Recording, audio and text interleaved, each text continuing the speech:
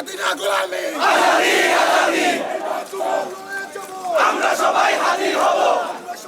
বিশাল এক জনসমুদ্র যেন জাতীয় সংসদ ভবনের দক্ষিণ প্লাজা। জান দেব তবু জুলাই দেব না, খ্যাত ওসমান হাদির জানাজা। মূল চত্বর পেরিয়ে আশপাশের সড়কেও উপচে পড়ে সেই জনস্রোত। হাতে জাতীয় পতাকা, কণ্ঠে মুহুর্মুহু স্লোগানে প্রকম্পিত পুরো এলাকা।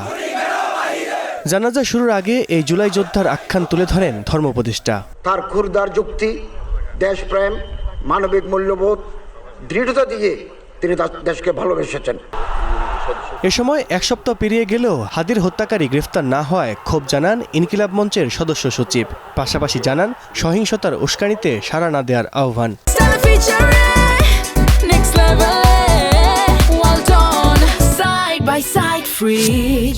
আমরা কি এখানে কান্নার জন্য এসেছি? আমরা এখানে কিসের জন্য এসেছি? আমার ভাইয়ের রক্তের বদলা নেওয়ার জন্য আজকে আমরা এই জানাজায় দাঁড়িয়েছি। আগামী 24 ঘন্টার মধ্যে স্বরাষ্ট্র উপদেষ্টা এবং সহকারী উপদেষ্টা খুদাবক্স তাদেরকে জনতার সম্মুখে এসে তারা এই খুনের ব্যাপারে গত এক সপ্তাহ ধরে কি পদক্ষেপ নিয়েছে তা জনসম্মুখে জানাতে হবে। যদি তারা জানাতে না পারে তাহলে তাদেরকে পদত্যাগের জন্য প্রস্তুত থাকতে হবে। আমরা ইনকিলাব মঞ্চ কোনোভাবেই শরীফ ওসমান হাদির রক্তকে বৃথা যেতে দেব না।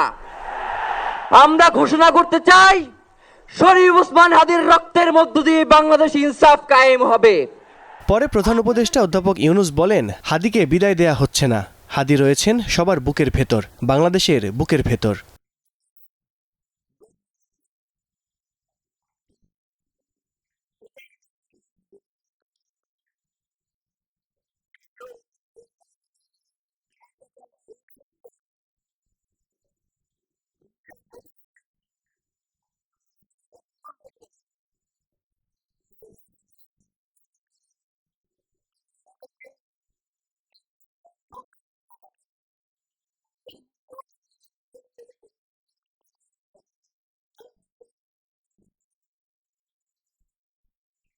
আর জাতীয় নির্বাচন বিষয়ে তিনি বলেন, হাদি শিখিয়ে গেছেন কিভাবে ভোটের প্রচার চালাতে হয়, মানুষের কাছে যেতে হয়।